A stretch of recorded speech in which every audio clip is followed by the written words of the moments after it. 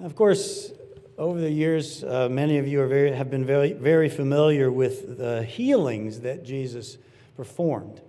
And of course, being the representative and the king of the future kingdom of God, he came and he performed various healings of various kinds of ailments, diseases, demon possession. People could walk that could not walk before.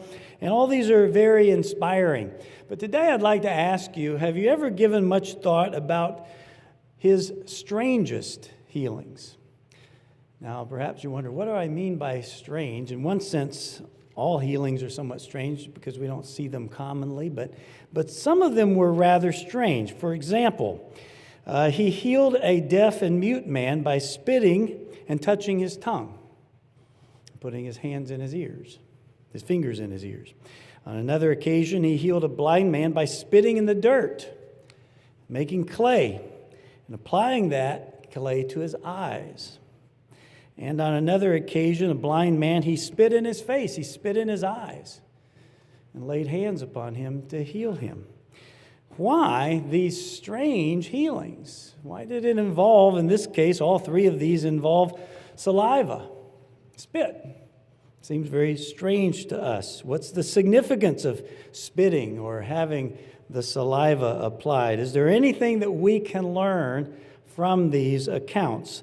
I'd like to talk about that today. These are very strange healings and involving something that we would consider gross, strange, and we look at it and it does seem very strange to us. So let's go back to the first occasion that I'm going to talk about today. These aren't necessarily in order of them happening, but the first occasion I'll turn to is Mark chapter 7. Mark chapter 7, the healing of a deaf and mute man. It's very strange the way this happened. Mark chapter 7 and verse 31, beginning verse 31, it says again, departing from the region of Tyre and Sidon, he came through the midst of the region of Decapolis and the Sea of Galilee. Now, you might remember that this region, this area, was the area where Christ had gone into previously, and he had healed a demon-possessed man, and he asked what's the name, and the reply from the demon was Legion. Apparently, he was possessed by many demons. And you'll remember the occasion where they came out of the man and entered the pigs, all the pigs ran to their death and drowned. And the people were so upset about these deaths of the pigs and this event that had happened that they asked Christ to leave. Of course, this demon-possessed man was very well known to be possessed. He told his story, and evidently they had a change of heart, because in this case, this same area, which was very much a Gentile area, not a heavily Jewish area, it was a Gentile area. In this case, they welcomed him back. Notice in verse 32, they brought him one who was deaf and had an impediment in his speech, and they begged him to put his hands on them. Now, it's natural that a deaf person, depending on how long they've been deaf, that they would have difficulty speaking. Someone who'd been deaf from birth would have very hard time speaking because they wouldn't know what words are supposed to sound like. They wouldn't be able to hear what sound they were making. And so it's natural to have that combination. But evidently there was something wrong with his ability to speak as well.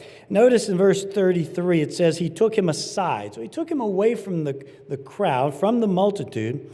And this, I think, is significant because for a deaf person, and some of the reading I did on this, they can be very sensitive to crowds, and they can see people trying to talk to them, but they can't hear what they're saying. A blind person can hear but just can't see. But when you see all this commotion around you, and it can be very disconcerting when you don't know what's going on. And so he took him aside. He apparently did that to spare him some of the embarrassing attention that he might be getting. He took him aside from the multitude, put his fingers in his ears, which in one sense makes sense, because if you're going to heal him for not being able to hear, being deaf, he's in essence drawing attention to the fact that he's going to clear the ears. He's going to make him so that he could be able to hear. It says he put his finger in his ears, and he spat and touched his tongue. I know what all our kids are saying. Ew. And I agree. It sounds pretty bad to us. He spat and touched his tongue. Then looking up to heaven, he sighed and said to him, Ephphatha, that is, be opened. And immediately his ears were opened, and the impediment of his tongue was loosed, and he spoke plainly. So we have this occasion where he spat and he touched his tongue with that spittle and the fingers in the ears. Again, why did he do this? We can kind of understand the fingers in the ears. He's going to unstop the ears, but why the spit on the tongue? Now, it's interesting that you'll notice he looked up to heaven. He's clearly acknowledging for this deaf man to see that he's relying on God to do the healing. Jesus is doing the healing, but it's the power of God that's going to cause that healing to take place. And in essence, he's offering that prayer so this deaf man can see that he's calling on God to do this healing. And so this tremendous healing takes place. Verse 36, he commanded them and said to tell no one. But the more he commanded them, the more widely they proclaimed it. And they were astonished beyond measure, saying, he has done all things well. He makes both the deaf to hear and the mute to speak. Now, some of them probably, especially if they had a knowledge of the Hebrew Scriptures, remember this was a predominantly Gentile area, they may have remembered, and certainly his disciples may have called to mind Isaiah 35, which is a prophecy dealing with the healing that the Messiah would bring. Certainly in his kingdom, but as we know, Jesus the Messiah brought a certain amount of these healings with him and did them while he was on earth as the king of that kingdom before he was crucified. It says in Isaiah 35, verse 5, then the eyes of the blind shall be opened, the ears of the deaf shall be unstopped, and the lame shall leap like a deer, and the tongue of the dumb will sing. And so this again would have reminded at least the disciples, and certainly after the resurrection, they would have been reminded this is indeed a partial fulfillment at least, of this prophecy. It goes on to say, the waters shall burst forth in the wilderness and streams in the desert. And of course, we look forward to that yet in the future. And the ultimate healings of so many, of everyone, will take place in that kingdom. But again, why saliva? Why spit? It's a difficult question. If you look it up, you'll find all kinds of answers. I'll talk about some of those today, but it seems so offensive to us. It seems so gross. Now, I think one thing it's important to keep in mind is the difference in culture between their culture and ours. There's a chasm between us. We are used to things that they are not used to at all. They did things that we don't do. They had expressions that we don't have. Thankfully, in some places in the Bible, we can look up, we can read it, and we may not understand it, but because we see that expression used in other literature at the time, we can understand what it would have meant to those people. And sometimes we have to put together what is said in the Bible with expressions that are used in other places, and that's how we have a better understanding of how they would have understood it at the time. Let's think backward. If we think backward from our time, let's say that someone was alive, came back to life in the time of Christ, and we mentioned to them that a murder had taken place and the offender had been found and prosecuted, found guilty because he was seen at the time at the crime scene and because of DNA evidence. Well, they wouldn't have any idea what DNA evidence is. Now, to us, if we're just talking to one another, we know exactly what we mean. Even if we're not scientists and we don't know how it all works, we know what DNA evidence is, and we know that it points to a certain individual, and it implicates them, and we just accept it. And we don't have to explain it. Well, there's certain things that happened in biblical times that they didn't explain, and we don't find an explanation from Jesus or the disciples about what's the deal with spit. We don't find that in the Bible. We find it used in these three occasions, but we just don't find an example in the Bible of them explaining what it means. To them, it was probably just something natural, understandable. And unfortunately, because we don't have a lot to go on, we kind of have to put clues together. And there are some clues that we can find in the culture and history And there are some clues that we can even find as we go through the context of these accounts. And we talk some more about that today. Again, why did Jesus use saliva on these three occasions? Is there anything we can learn? You know, some people have automatically gone to the idea that, well, there must be some magical quality to saliva. Maybe it was some kind of magic. It was a potion. And I think we can rule that out right away because Christ did not sin, and the Old Testament says it's wrong to practice divination. There was nothing magical in what he was doing. And he wasn't kind of saying it's okay to use magic. He wouldn't have done that. That was clearly against the law, and there was nothing with regard to magic that was being done. Other people have pointed to the idea that if you study saliva, it has certain medicinal qualities to it. And perhaps he was using that to tell us that there is medicinal qualities to saliva. So, if you want, after this sermon, to start saving your saliva in jars and applying it so you don't have to wear these things, see, it might work. There are websites, believe it or not, that will advocate the medicinal use of saliva. I saw some pictures of a wound that had had saliva applied versus a wound that had not had saliva applied. And the one that had saliva applied looked better. And I can believe it. You're moisturizing the wound. I bet if you were to put wine on it, I bet if you were to put olive oil on it, and a number of other things, it would probably look better too. Now, I'm not saying that saliva isn't an amazing thing. God has created something in us that has a tremendous purpose when it's used as it's supposed to be. It helps food digestion and a number of other things. It does have some qualities. But I don't think Christ's point was that we should be saving our saliva or trying to market it on the internet, because as we'll see, there was the thought back then of if you're a very important person, your saliva was more important than other people's saliva. So I don't think we need to be taking that as the admonition here.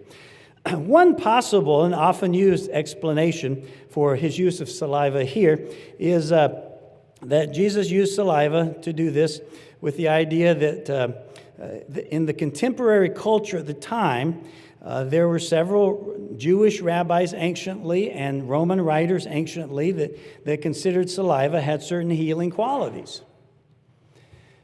And some of them specifically mentioned blindness. Now, since the people of the day had a high view of saliva's healing properties, Jesus uses the spit to communicate his intention to heal. Now, that's just from one website that I read from. The indication is not that the saliva is healing. He didn't have to use, in fact, most of the time he didn't use saliva to heal. He didn't need it, but perhaps he was just communicating to the person because they knew that if saliva is applied, it oftentimes signifies a healing is going to take place. And that's possible. It's possible. Again, the saliva didn't heal, but it might have communicated the intention to heal. For example, to the deaf person, he couldn't say, I'm going to heal your speech impediment. Perhaps by applying the saliva to the tongue, it would have communicated that message. I have, and the elders who anoint little children, oftentimes we will take them and say, I'm going to take some oil. This is just olive oil. I'm just going to put a little on your forehead and anoint you with it. We're going to put our hands on you and say a prayer so they're not taken aback by what's happening to them. But in this case, here's this deaf individual probably wonders, what's happening? What's this commotion? And Christ takes him in and plugs his ears, and when he puts the saliva on the tongue, perhaps it did give him the idea that this person is going to heal him of his speech impediment. Now, that certainly is a possibility. Several other scholars have noted, however, that Pliny's one example. Pliny was Pliny the Elder who lived during Christ's time. He wrote a book on medicine and healing diseases and all. Some of it's pretty fanciful and out there, but he said that fasting saliva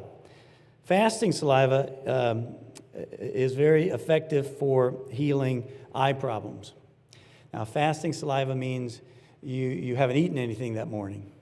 You've slept all night, and I would assume you haven't brushed your teeth, and you apply that, and it has a special healing qualities. This is Pliny the Elder.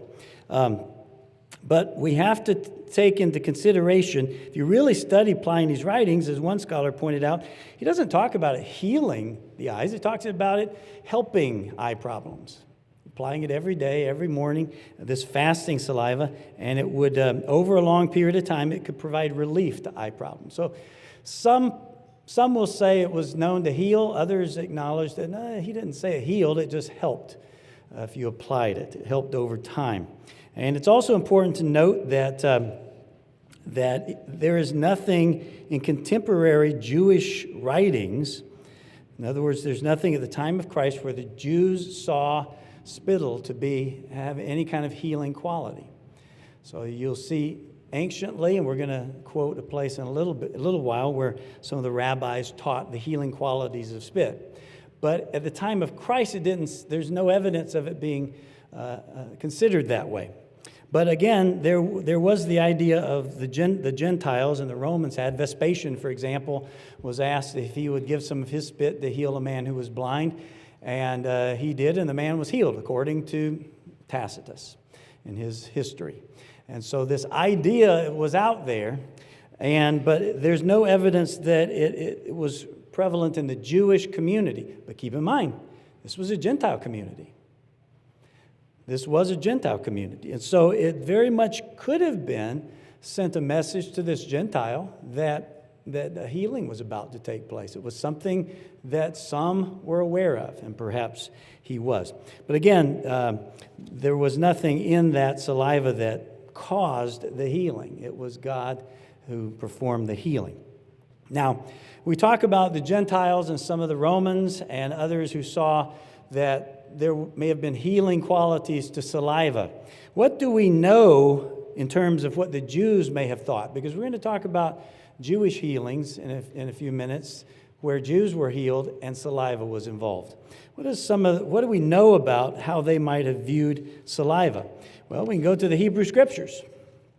And what we find is it was viewed very negatively. Job talks about, in Job 17, verse 6, he says, God has made me a byword to everyone, a man in whose face people spit.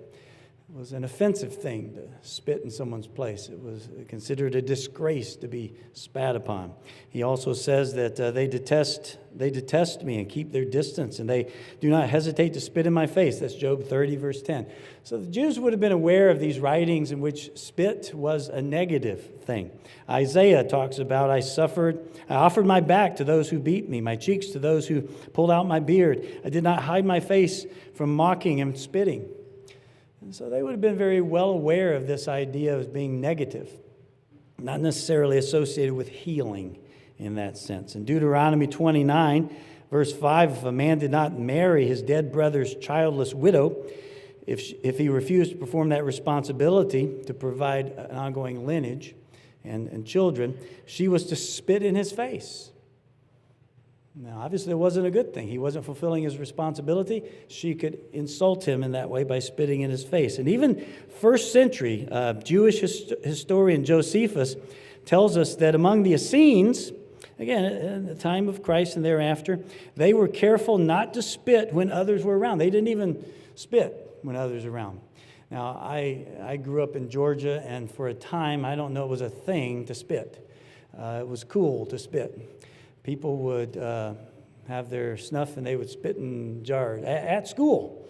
And I know that probably doesn't happen anymore, but at the time I thought it was perfectly normal. Everybody just spits. And they spit wherever. It's not a good idea to spit inside, but if you're outside, everybody spits.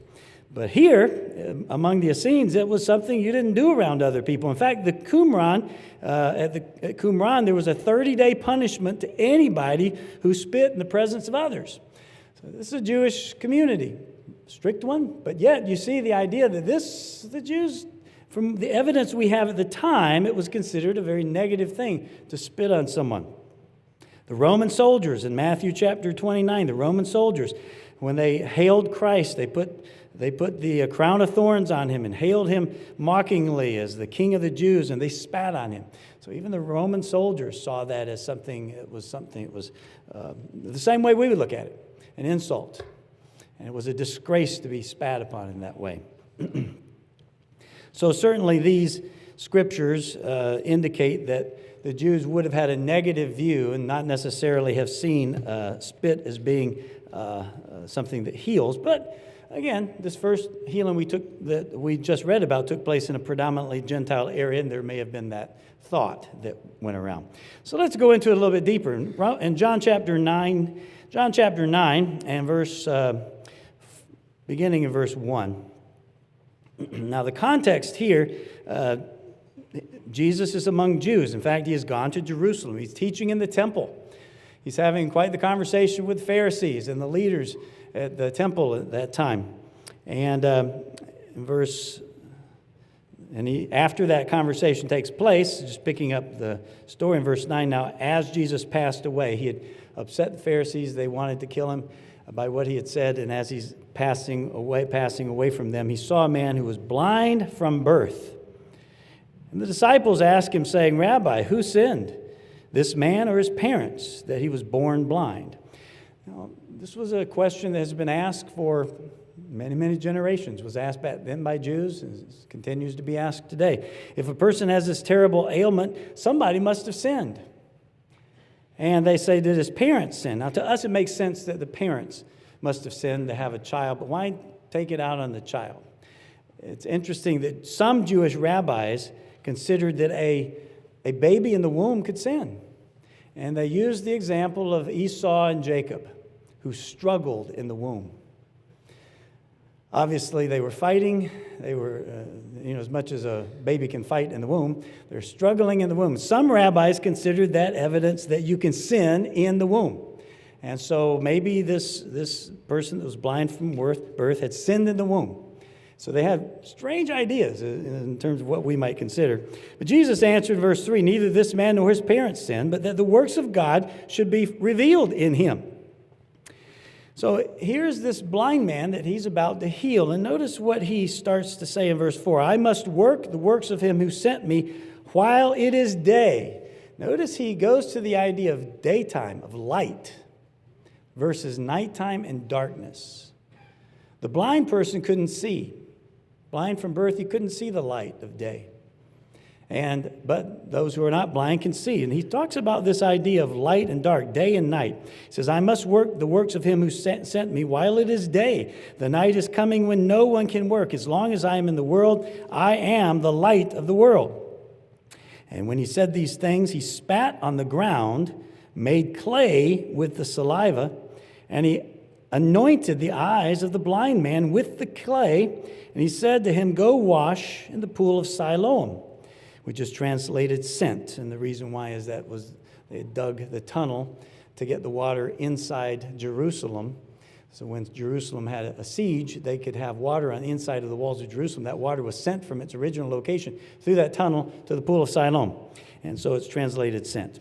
And so he sends this man to wash, and he came back seeing.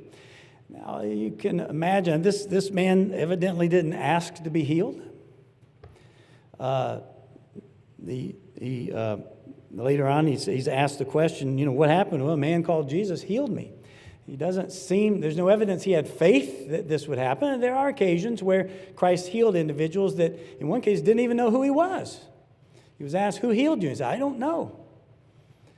And so it wasn't always sometimes it was a matter of God's compassion, Christ's compassion on someone who he wanted to heal. And in this case, he spits in the dirt, makes mud, makes it into clay, and he applies it to the eyes. Now, if someone has just spit in the dirt, made clay, and applied it to your eyes, your first thought, now he was blind, he may not have known exactly what just happened, but your first thought is, I've got mud in my eyes, I better go wash it out. And so the healing took place after the mud was washed out. He did have to do what Christ said to do, go wash in the pool of Siloam, and he was healed. Now this story goes on where, it goes in verse 7, it talks about how he came back seeing, and he answered in verse 11 that a man called Jesus made clay. He told the Pharisees, because they're asking what happened. And in fact, they didn't even believe it was the same guy, because nobody had ever regained their sight when they were blind from birth. This is the only instance in the Gospels. There are instances in Acts, but in the Gospels, this is the only instance where a man blind from birth was healed. An amazing thing, and the account here in Mark spends a good deal of time explaining how this man first wasn't believed. Well, who did this? How did he do it? We don't believe call his parents. Let's see if it's really him. And the parents said, yeah, he's our son. We don't know how he received his sight. And they call him back. You know, what do you think of this person? They're trying to evidently entrap him into saying something kind about Jesus. And because anyone who did that, who claimed Jesus to be someone important, would be put out of the synagogue. And verse 22, his parents said these things because they feared the Jews. They said, go ask him. We don't know. Go ask him what happened. He's an adult. They said this because they feared the Jews, and they had agreed already, if anyone confessed that he was Christ, that they should be put out of the synagogue. So they would be ostracized. And they didn't want that, so they were careful how they answered. And so they called the man back, and in the end, they reviled him and said in verse 28, you are his disciple, but we're disciples of Moses. They end up putting this man out of the synagogue, kicking him out, because he basically made the point. He said if this man if God didn't listen to him, he wouldn't be able to do any of these things. Nobody has healed a person blind from birth. God must be working with him. And that was enough to get him kicked out of the synagogue. Verse 33, if this man were not from God, he could do nothing, is what the healed man eventually came to the conclusion with the Pharisees. And they answered and said to him, you were completely born in sins, and you are teaching us. You kind of see the pride of the Pharisees here. And they cast him out. And when Jesus, verse 35, Jesus heard that they cast him out, he went and found him and said to him, do you believe in the Son of God? And he answered and said, who is he, Lord, that I may believe in him? And Jesus said to him, you have both seen him, and it is he who's talking to you. And he said, Lord, I believe. And he worshiped him. So we have this idea, this person who slowly, from the idea of being healed, perhaps not even knowing what was about to happen, he goes and he's healed. And then slowly you see this progression where he defends Christ. And in the end, he defends him enough to be put out of the synagogue. And Christ didn't leave him. As soon as Christ heard that he'd been put out, Christ went to him to comfort him and to explain that he was indeed the Son of God. And he became a believer. I'll be interested to know what happened to this gentleman in the coming years of the early church, what his story was after that. But notice it says in verse 39, Jesus said, for judgment I have come into this world, that those who do not see may see, and those who see may be made blind. So there's an object lesson here that Christ was getting across. That is that those who are blind were going to have their eyes open spiritually. But those who are spiritually, thought they could spiritually see, were going to find that they were spiritually blind. They didn't accept the Son of God, the Messiah. And verse 40, and some of the Pharisees who were with him heard these words, and they said to him, are we blind also? And Jesus said to them, if you were blind, you would have no sin. But now you say, we see. Therefore your sin remains. So in this case, because they thought they could see things spiritually, but they didn't, their pride was keeping them from seeing the truth. And they were in their sins. And they would remain in their sins because they would reject the Messiah.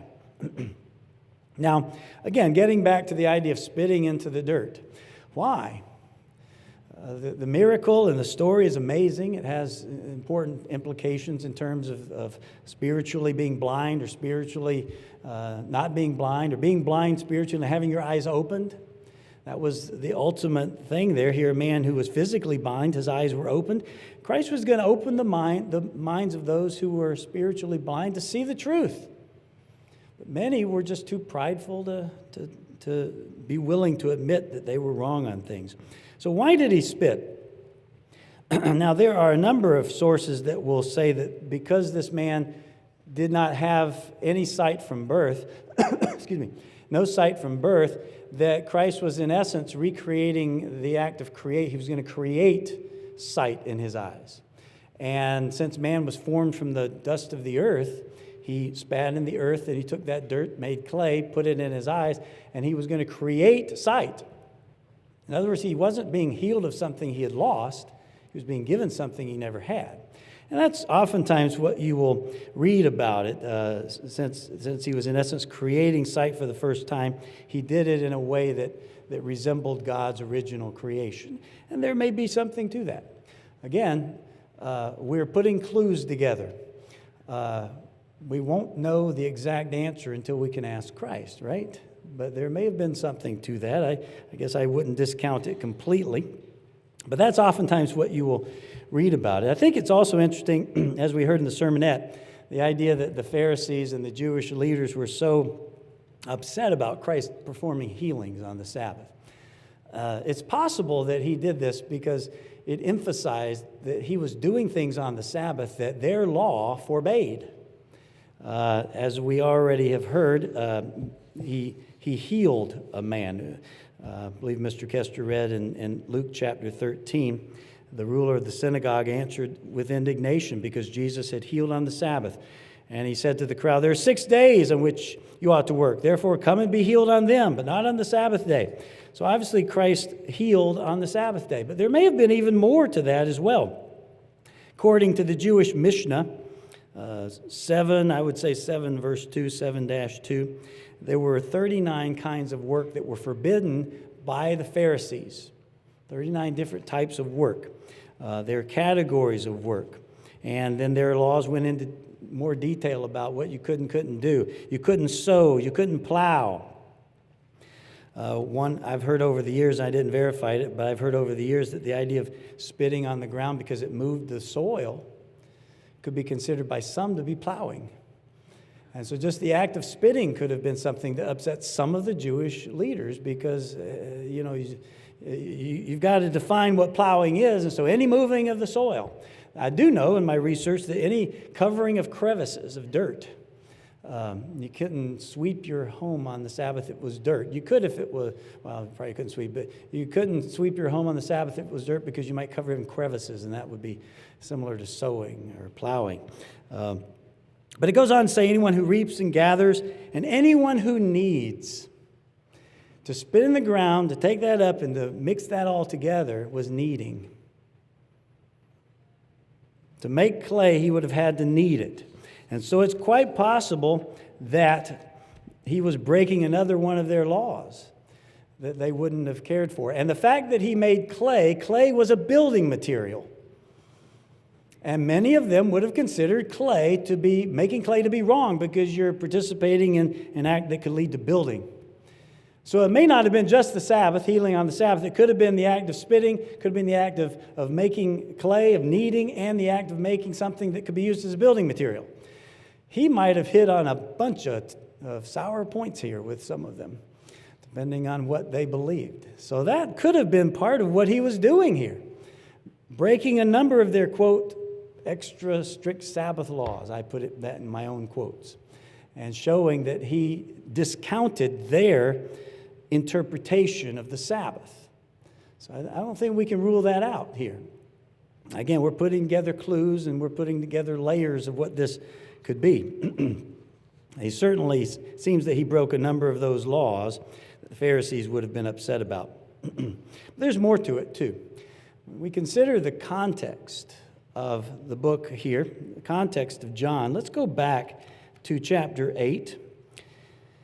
It gives us a hint of why he might have used the saliva as well. Again, a clue. Jesus claimed that God was his Father. And we see that all leading up to this. In the whole chapter 8, we see his conversation with the Pharisees. He's claiming God to be his Father. But the Jewish leaders were questioning Christ's legitimacy. They were questioning. They didn't want to accept what Christ was saying. Let's just pick up a few examples. In John 8, beginning verse 13, the Pharisees therefore said to him, "You bear witness of yourself. Your witness is not true." The idea is you have to have two witnesses. according to the law. And Jesus said to them, even if I bear witness of myself, my witness is true, for I know where I came from and where I'm going. He came from the Father. He's going to the Father. But you do not know where I came from and where I'm going. You judge according to the flesh. I judge no one. And yet if I judge, my judgment is true, for I am not alone, but I am with the Father who sent me. He's claiming to be sent by the Father, note. It's also written in your law that the testimony of two men is true. I am one who bears witness of myself, and my Father who sent me bears witness of me. And they said to him, where is your Father?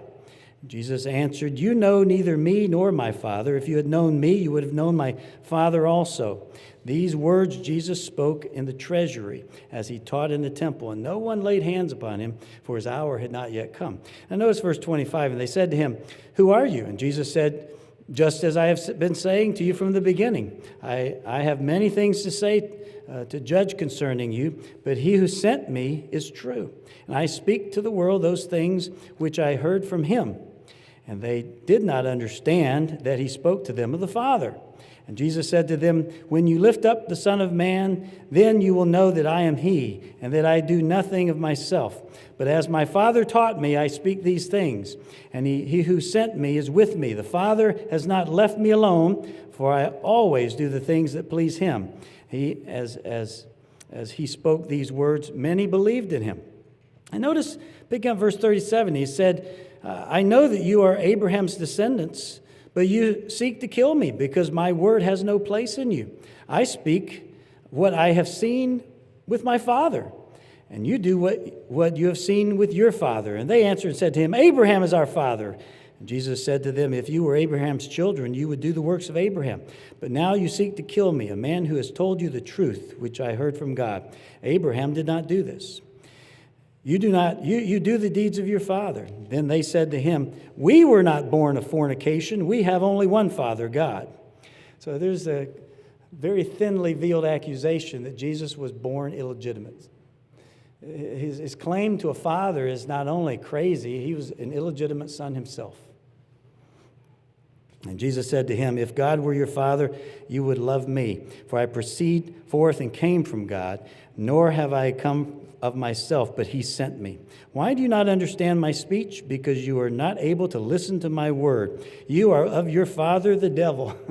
So he's just hitting them right between the eyes, isn't he? You are of your father, the devil. I came from God. You are of your father, the devil. And the desires of your father you want to do. As he was a murderer from the beginning, does not stand in the truth because there is no truth in him. And when he speaks a lie, he speaks from his own resources, for he is a liar and the father of it. So there's this idea. They say, we're not born of fornication. We're legitimate. They question his legitimacy. So the question we have as we look at the context is, could there be a connection between Christ's legitimacy as the Son of God and the spit? And in fact, when you look back at the Jewish Talmud, there is this. I'm going to read to you from Bava Basa 126b. Okay, if you have a Talmud, you look it up online. It's Bava Basa 126b. Is this the translation I found on the internet? And others were very similar. It says this: a certain person came from Ar Haniah and said to him, I am sure that this man is a firstborn. And Ar Haniah said, how do you know? The person replied, because when people came to his father, he would say to them, go to my son, who is firstborn, and his saliva heals. Might he not have been the firstborn of his mother only and not of his father? He asks. There is a tradition that the saliva of the firstborn of the father heals, but the firstborn of the mother does not heal. Now, this was written in the Jewish Talmud.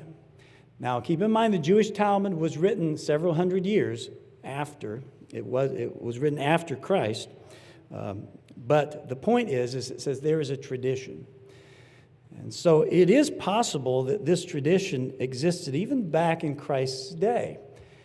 They're questioning his legitimacy as a son and whether God the Father is actually his father. The fact that he used spit in this healing process might have occurred to some that they may have remembered this tradition. and that it could have been a testament to the reality of his being a son of God. Again, it's a clue. We can't know for sure, but there may have been more to it than there was more to it than meets our eyes. We consider that tradition that the saliva of a legitimate firstborn had healing qualities. He may have been making a statement to those Jewish leaders, an evidence that he was indeed legitimately the Son of God. So let's go to the third occasion then, Mark chapter 8. Mark chapter 8. And we're beginning in verse 32. This is the healing that took place at Bethsaida. It says in verse 22, then he came to Bethsaida, and they brought a blind man to him and begged him to touch him. So he took the blind man by the hand and led him out of town. Again, he takes him more privately. He took the blind man by the hand, led him out of town. When he had spat on his eyes and put his hand on him, he asked if he saw anything. And he looked up and the man said, I see men like trees walking. He could see, but he couldn't see clearly. Then Christ, put his hands on his eyes again and made him look up, and he was restored, and he saw everyone clearly. Then he sent him away to his house, saying, neither go into town nor tell anyone in town. Now, notice this is a very unique thing in that not only did he spit in his eyes, he didn't spit on the ground and apply it, he spit in his face. And he healed him, but he only was partially healed. And he put his hands on him again to heal, and he received his sight fully. Now, is it possible that Jesus just didn't get it right the first time? He tried to heal him and it just didn't work? Well, I doubt that. I think there's more to it than that. Again, keep in mind what we've seen with the Jewish community, certainly the Hebrew writings, is to spit in the face is an insult. And he just spat in his face. So what could be the point here? I think it's interesting to note that right after this account in Mark is when Jesus starts going to Jerusalem and telling his disciples something that was going to be very offensive: his crucifixion.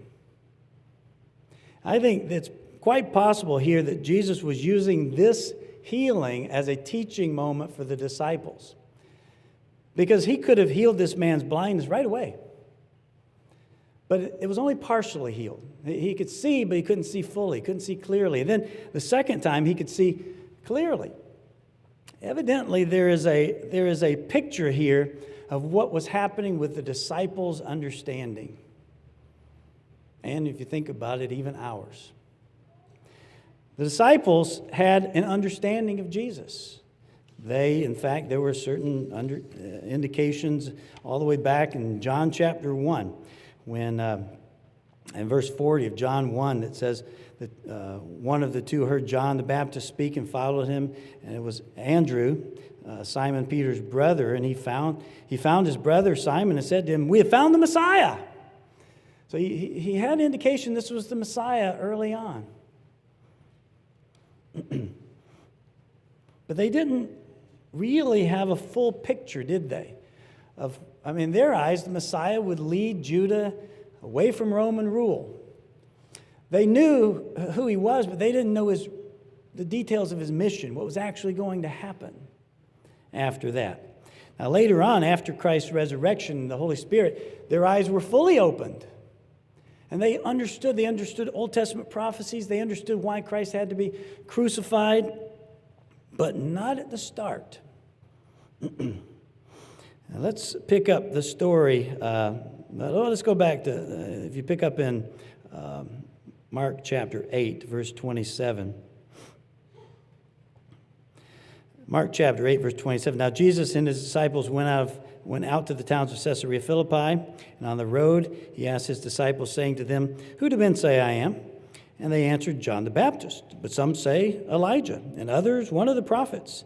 And he said to them, "But who do you say I am?" And Peter answered and said to him, "You are the Christ." And he strictly warned that they tell no one about him. And he began to teach them that Jesus, that the Son of Man, must suffer many things and be rejected by the elders and chief priests and scribes and be killed. After 3 days, rise again. So he spoke this word openly. Then Peter took him aside and rebuked him. Notice, he began to teach them that he was going to go into Jerusalem and be killed. A very disgraceful thing, very offensive, like a spitting in the face. Can you be spat on and insulted and then be healed? In this case, that's in essence what was going to happen. A very offensive thing was going to take place. Peter felt so strongly that this would be such a disgrace that he took him aside and rebuked him. I think it's interesting that back in Mark 9, I'll just read it to you. He taught his disciples, the Son of Man must be betrayed in the hands of men, and they will kill him. And after he is killed, he will rise the third day. But they did not understand the saying. I mean, to us, it seems so clear. Christ was going to die. He's telling them, I'm going to die. I'm going to be killed. But they didn't understand. Why? Because they had in mind, they understood that he was the Messiah, but they didn't understand what the Messiah was going to have to do at that time. They just had in mind that he was going to be king and be the king of an empire. They thought that they were going to be able to be rulers in just a few days. Lord, what position will I have? What am I going to be doing? They had no idea that their lives were going to be spent, the rest of their lives, preaching about a man who died, a crucifixion, was resurrected, and that they were going to have to die for this, and there would be no kingdom during their lifetime. And I think sometimes we don't appreciate, we appreciate the crucifixion that was painful, but I think it's hard for us to appreciate the disgrace that the crucifixion was, the disgrace that was associated with it. Only the worst of the worst were crucified. For Christ to be crucified was not only the most painful of deaths, it was the most humiliating. It was worse than being spat in the face. I mean, it was a humiliating experience. And the disciples were about to have to watch something so repulsive, so humiliating, that Peter rebuked Christ. Jesus actually told him in Matthew's account, Peter, get behind me, Satan, you are an offense to me. But the whole point Peter's thing is this idea of crucifixion is such an offense, so offensive. And I think that there was a bit of I think that Christ, when he spat in the face, and he healed partially, he gave partial sight, and then he gave full sight later, it was a picture of what the disciples were going to experience. They would have to believe, to see Christ as the Messiah, then they would have to see that he didn't fulfill what they thought. They were going to turn and go. Peter denied Christ 3 times. It was so offensive that he would be taken and tried and then ultimately crucified. It was such an offensive thing. They had to get past that and realize that there was a purpose to it. They had to be able to get past the offense and move on with their lives. And they also had to, there was another thing. They expected, like I said, that they would be able to be kings and rulers and leaders with Christ in just a few days. Notice verse 32. After Peter rebuked him, verse 32, again here, Matthew 8. Verse 34. It says, when he had called the people to himself with his disciples, he said to them, whoever desires to come after me. Now they all did. They were going to go after Christ and be rulers, be important people in the kingdom. He said, let him deny himself. Oop, that's not what they expected. Let him take up his cross. What? You expect me to do this humiliating thing as well? Let him deny himself, take up his cross, and follow me. Whoever desires to save his life will lose it. Whoever loses his life for my sake and the gospel's will save it. This was unexpected. They thought they were going into the kingdom. They were now going to have to suffer, preach a message that many rejected completely. Why? Because their Savior had been killed and he had been crucified. Who would believe that's a Savior? great offense was associated with it. It says, in verse 36, "For what will it profit a man if he gains the whole world and loses his own soul? Or what will a man give in exchange for his soul? For whoever is ashamed of me and my words in this adulterous and sinful generation, of him the Son of Man also will be ashamed when he comes in glory, glory of his Father with his holy angels." There was the idea of shame that was associated with spitting on someone. And I just have to wonder if there was an object lesson. And not only did he heal this person, but he healed them in a way that showed the disciples that they could see partially. There's going to be offense. You're going to be offended at me. You may be offended at what your ultimate mission is in this life. It's not what you expect. But you've got to get past it so that you can see clearly on the other side. And that's, when we look at what happened, that's exactly what happened. Peter, again, denied Christ 3 times. But then Christ was resurrected, and they began to see more. Christ explained things to them, why he had to die. They began to understand. You know, I think that I think there's the possibility there, in this case, that the spitting in the face was intended to show that there will be offense. Before there is ultimate healing, there will be offense. And there was. There was in the idea of who the Messiah was. He died the crucifixion. There was in the idea of the disciples. They had to accept an unexpected reality to their lives, one that all of them except John would be killed for. It was not what they expected. They could easily have been offended and turned. Remember the story in John chapter 6. You don't have to turn there, but Christ was telling all his disciples, which included the 12, but also many others, "My body is food indeed, my blood is drink indeed." Remember, he's telling them the spiritual is what counts, not the physical. And he ultimately was going to show them that partaking of that body and blood at the Passover brings life. But so many of them were offended at the idea of eating his flesh and drinking his blood. See, they didn't see clearly. They were blind to the reality of what he was talking about spiritually. Later on, the disciples got it, but so many of them turned at that time, and he lost them. Disciples heard this, and they said, "This is a hard saying." And he turned to his own, in verse 61 of John 6, when Jesus knew in himself that his disciples complained about this, he said to them, "Does this offend you?" There was offense. They were going to have to get past that and realize that Christ would explain what it means, but there was going to be offense. There was going to be shame associated, potentially. But we know for the disciples who truly followed him, they didn't care that people denounced them for preaching a Messiah that had been crucified. They just did it. They did it because they believed. They knew he had been resurrected. They got past the offense. And I think that's an interesting consideration when we consider that Christ could have healed him all at once. He did it in a couple of stages to show that there are stages even to our understanding. And brethren, even for us today, there is the possibility of offense. We can be offended at one another. We may be, in times ahead, offended because people accuse us of things that we never imagined. The disciples, as they were with Christ, didn't imagine what they were going to have to ultimately go through. We may not imagine some of what we have to go through. It may be that we are tempted to be offended, give up the faith. But as we see from this healing, and we see in Christ's own example, it is on the other side of the pain, it's on the other side of the offense that healing and true glory comes. If we can make it through and stay faithful, that is where the healing, spiritual healing, and the true glory comes. So I hope that in examining these 3, as I call them, strange healings, it might help us to understand a little bit about that there was a different culture.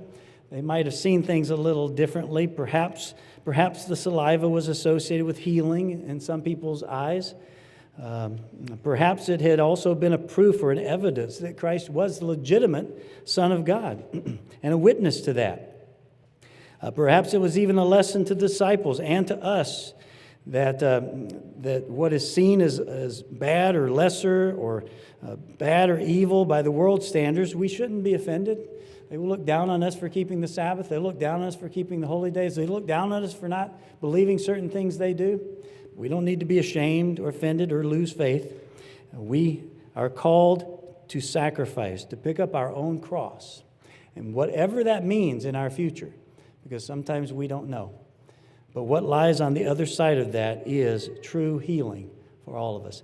So again, I hope in going through this, it helps us get a better idea of maybe some of what might have been communicated by such strange healings. As we see in each one, there may have been something a little different. But I look forward to the time when we are glorified and we can ask Christ, why did you spit? And listen to his answer.